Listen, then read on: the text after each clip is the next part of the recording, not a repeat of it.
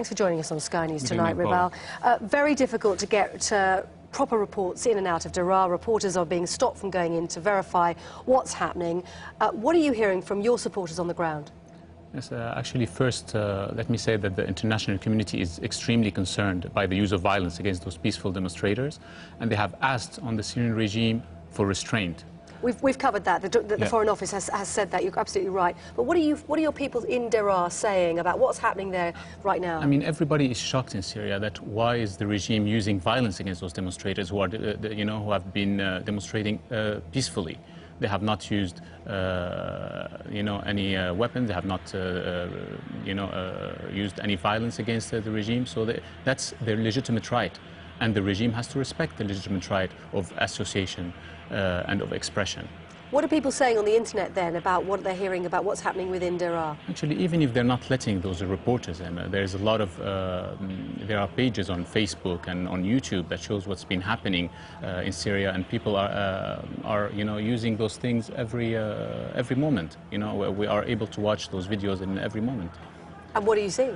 We see those a lot of peaceful demonstrators getting attacked by the regime's forces, which is completely unacceptable. And the regime yesterday has promised reforms. Well, people are tired of promises. They have been promising reforms for the last 11 years. People want those reforms to be implemented swiftly and seriously. They cannot wait anymore. I mean, the regime 10 years ago, when it came to power, it took them less than an hour to change the constitution. How come do they, it's going to take them discussions and studies to lift the state of emergency, for example, or to allow to move towards democratic reforms?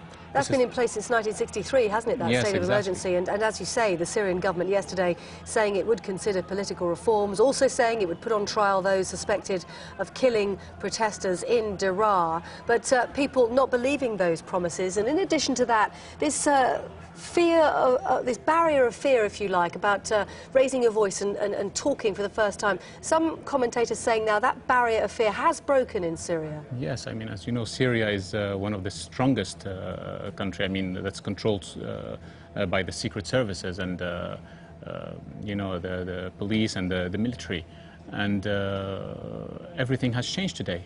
People were able to watch what happened around them in the region, and people have the courage today. They were very courageous. They went out peacefully and started chanting slogans against corruption, demanding for their freedom of expression and of associations, and for all their freedoms. And those demands should be met, and they should not be met with violence. So the people in Syria definitely, you'd say then, emboldened by the actions of those in Egypt. We've seen Libya, haven't we? We've also seen protests in Yemen.